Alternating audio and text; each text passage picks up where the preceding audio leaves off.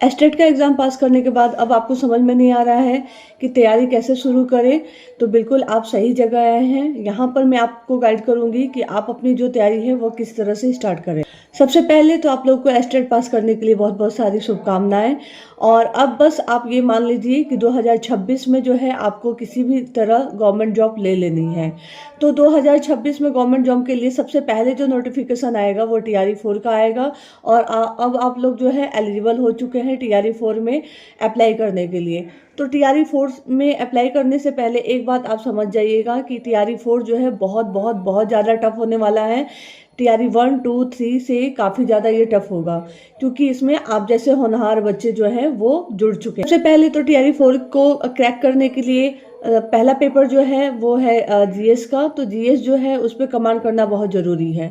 General paper की तैयारी के लिए जो मैं यहाँ पे आपको सजेशन दूंगी, जनरल पेपर के लिए सबसे पहले तो आप जनरल पेपर का सिलेबस अपने नोट डाउन कर लें और अपने स्टडी टेबल पे रख लें, ठीक है। तो यहाँ पर जनरल पेपर में जो सिलेबस आपको फोकस करना है वो है मॉडर्न हिस्ट्री पे फोकस करना है, बिहार स्पेशल पे फोकस करना है, साथ साथ आपको करंट अफेयर देखना है, नेशनल इंटरनेशनल और साथ में बिहार करंट अफेयर। फिर उसके बाद आपको जो है ज्योग्राफी पॉलिटी पे ध्यान देना है और साथ साथ में साइंस पे ध्यान देना है। तो यहाँ पे सोशल साइंस और साइंस की वजह से, मतलब अगर आप सोशल साइंस के स्टूडेंट हैं तो आपका सोशल साइंस ठीक होगा, तो आपको साइंस पर ज़्यादा फोकस करना है। और अगर आप साइंस के स्टूडेंट हैं तो आपका साइंस अच्छा होगा, आपको सोशल साइंस पर ज़्यादा फोकस करना है।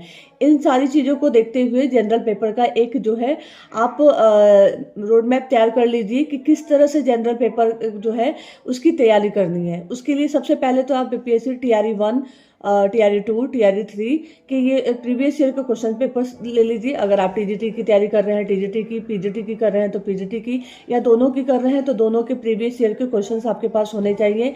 एक बार उन तीनों सेट को आप बना जाइए, इससे आपको आइडिया लग जाएगा कि जनरल पेपर में जो क्वेश्चंस है वो कहाँ से पूछे जा रहे हैं, ठीक है।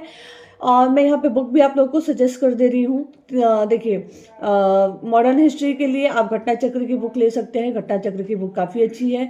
उसमें आपको जो है सब्जेक्टिव में दिया हुआ है और साथ साथ जो है प्रीवियस ईयर में जितने क्वेश्चंस पूछे हुए हैं वो सारे क्वेश्चंस जो है उसमें दिए हुए हैं, तो उससे आप अपना जो है रिवीजन कर सकते हैं। फिर है बिहार स्पेशल के लिए मैं यहाँ आपको कहूँगी कि आप एडिटोरिया की बुक ले लें और साथ ही साथ महेश बर्णवाल की बुक ले लें। एडिटोरिया की बुक में काफ़ी अच्छे से समझाया हुआ है और महेश बर्णवाल की बुक जो है वो क्विक रिवीजन के लिए मैप के माध्यम से पूरे बिहार स्पेशल को बताया गया है, तो बहुत अच्छी बुक है, ठीक है। पॉलिटी और ज्योग्राफी आप लूसेंट से कर सकते हैं, उसके लिए आपके पास लूसेंट होनी चाहिए। साइंस के लिए मैं आपको कहूँगी कि 10th तक की जो एनसीईआरटी है वो आप खत्म कर दीजिएगा, ठीक है। और अगर कोई बुक लेना भी चाहते हैं तो घटना चक्र की जो साइंस की बुक आती है ऑब्जेक्टिव, वो आप परचेस कर सकते हैं, ठीक है। और करंट अफेयर के लिए आप अभी से करंट अफेयर पढ़ना शुरू कर दें। मान लीजिए जब भी एग्जाम आएगा तो विदिन 6 to 8 मंथ का करंट अफेयर आपका ठीक होना चाहिए, तो डेली करंट अफेयर आप अपना पढ़ना शुरू कर दें, ताकि जब एग्जाम का नोटिफिकेशन आए तो करंट अफेयर का जो बर्डन है वो ना हो, ठीक है। तो करंट अफेयर के लिए आप यूट्यूब से कोई भी चैनल आप सब ले सकते हैं, परचेज नहीं, यूट्यूब पे फ्री क्लासेस देखिए। उसके साथ बिहार करंट अफेयर के लिए भी देखिए। बिहार करंट अफेयर के लिए एक MPN करके करंट अफेयर है, वो देख लीजिए, ठीक है। उसके बाद जो है बात आती है आपके सेकंड पेपर की, यानी कि आपके मेन पेपर की, ठीक है, सब्जेक्ट की। तो सब्जेक्ट के लिए जो है मैं ये कहूँगी कि आप अगर आपने एस्टेट क्वालिफाई किया है तो आपका बेस जो है वो अच्छा है, लेकिन अब आपको बेस के साथ साथ जो है आपको कंपटीशन में फेस करना है, कंपटीशन को क्रैक करना है, तो उसके लिए आपकी अपने सब्जेक्ट पे पकड़ बहुत अच्छी होनी चाहिए, ठीक है। तो सबसे पहले अगर आप साइंस से हैं या सोशल साइंस से, जिस भी बैकग्राउंड से हैं, ठीक है, आप पीजीटी हैं या टीजीटी हैं, कुछ भी है, उससे कोई मतलब नहीं है। आपको 12th तक की एनसीईआरटी को खत्म करना ही करना है, ठीक है। अगर अभी तक आपने 10th तक की एनसीईआरटी पढ़ी तो आपको 6 to 12 तक की एनसीईआरटी को सबसे पहले खत्म करना है। आप उसको 1 बार 2 बार 3 बार जितनी बार पढ़ना चाहें उतनी बार पढ़ सकते हैं। उसके साथ साथ अगर आप साइंस बैकग्राउंड से हैं तो साइंस बैकग्राउंड में एनसीईआरटी के साथ साथ कुछ साइड बुक्स आपको लेनी पड़ेंगी प्रैक्टिस के लिए, क्वेश्चन प्रैक्टिस के लिए, ऑथेंटिक जो क्वेश्चन प्रैक्टिस होते हैं, ऐसे ही जाके कोई भी पब्लिकेशन मत उठा लीजिएगा, वो सब काम नहीं आती हैं।